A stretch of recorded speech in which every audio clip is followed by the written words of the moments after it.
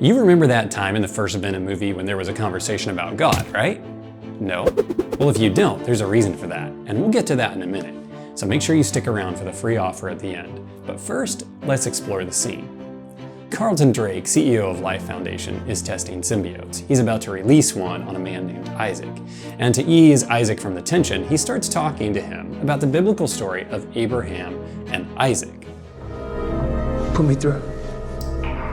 There's no need to be frightened, Isaac. There's no need. Isaac, you know that's a biblical name? Yes, sir. God said to Abraham, give me your son, show me you were willing to sacrifice the one thing most precious to you, and Abraham was willing. You know what's always impressed me about that story? It isn't Abraham's sacrifice, it's Isaac's. Drake is a minor character in the original comics, which gives the film writers a lot of creative license, like putting ideas in the mind about what God is actually like.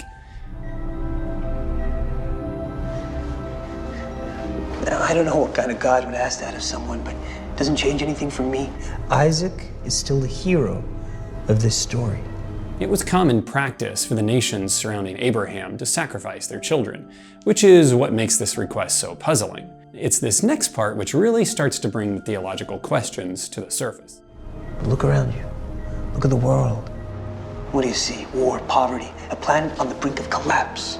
I would argue that God has abandoned us. He didn't keep his end of the bargain, Isaac, so now it's down to you and me to put this right. If we look at the world around us, nearly all of us would agree that it's a mess. There are problems left and right, and it's hard for someone to reconcile this in their mind because of one simple fact. If God is all-powerful, then why doesn't he do something about the problems? It's a fair question. But what does Drake propose as the solution? And this time, Isaac, we can. We will. This time, I will not abandon us.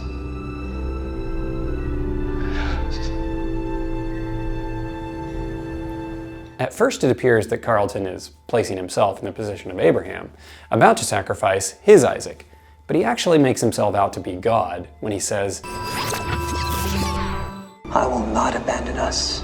God has not abandoned humanity. In fact, the story of Abraham and Isaac is a strong example of God's plan that he would become part of us. Hebrews 11 shows us how strong Abraham's faith was in God's plan. By faith, Abraham, when he was tested, offered up Isaac, and he who had received the promises offered up his only begotten son, of whom it was said, in Isaac your seed shall be called, concluding that God was able to raise him up, even from the dead, from which he also received him in a figurative sense. God was giving Abraham an example of what would eventually happen with Jesus. He would come, be part of humanity, and die for our sins. That's not abandonment, it's love. So what's in store for Venom 3, The Last Dance? We don't know all the details, but here is what we do know. Venom's God will be part of the film, and he needs something that Venom has. Null, the god of the symbiotes, dwells in and gains power from darkness. He's one of the most powerful beings in the Marvel Universe, some speculating more powerful than Thanos. You see, Venom's race has been moving from planet to planet, feeding off of and destroying other races. And with the arrival of Null, the Earth will be on the path of destruction. I wonder if there are any other films with an all-powerful god-like character coming to the Earth to destroy the planet and all the inhabitants who are against him. Do you know how many rebellions I have put down? No. How many worlds I've conquered? How many Avengers I've killed? And you think you can beat me? I am king! Earth would be a fabulous place were it not for the ignorance and bigotry. Which is why, as I've done many times before, I'm going to have to raise it all and start again. Incinerate them. What? I will destroy your entire civilization, as is my right as your maker. You must stop, for God's sake! There is no God! That's why I stepped in! I will spare them, but your memories will show if they are worthy to live. And I will return for judgment. If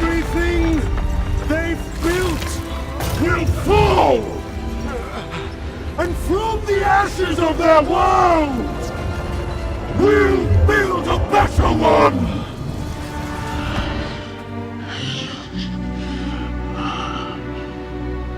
You should have gone for the head.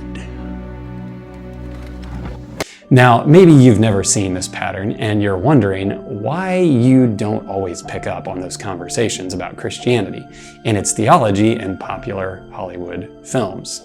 The reason is simple. Hollywood, advertising, and marketing all take advantage of some neurological exploits in our brains. When you're awake and paying attention, like right now, your brain is engaged and thinking. It's a beta wavelength pattern. However, when you sit down to be entertained, your brain shifts wavelengths. You wind up on the alpha pattern. Why is that a problem? Well, here are a couple of reasons. The science of witchcraft is based upon our ability to enter altered states of consciousness we call alpha. This is a state associated with relaxation, meditation, and dreaming. In alpha, the mind opens up to non-ordinary forms of communication. Here we also experience out-of-body sensations and psychokinesis, and receive mystical visionary information. Mystical states of consciousness happen in the alpha state. The alpha state also occurs voluntarily during light hypnosis, meditation, biofeedback, daydreaming, hypnagogic and hypnopompic states. So you're awake, but you're not thinking and analyzing information the way you would normally, and your mind is able to take in suggestions and ideas that you would not normally think about or entertain. Now, that's really a simplified explanation, but our free offer will explain a lot more. The best picture of God is in the Bible. If you're not reading it and on a steady diet of Hollywood, you'll be spiritually malnourished. Don't just take my word for it. Read it. Try it. You won't be disappointed.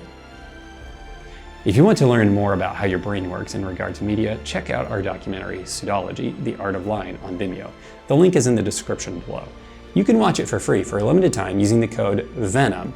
And if you'd like to see how the whole Marvel Cinematic Universe seems to be in a war against God, check out the video on your screen.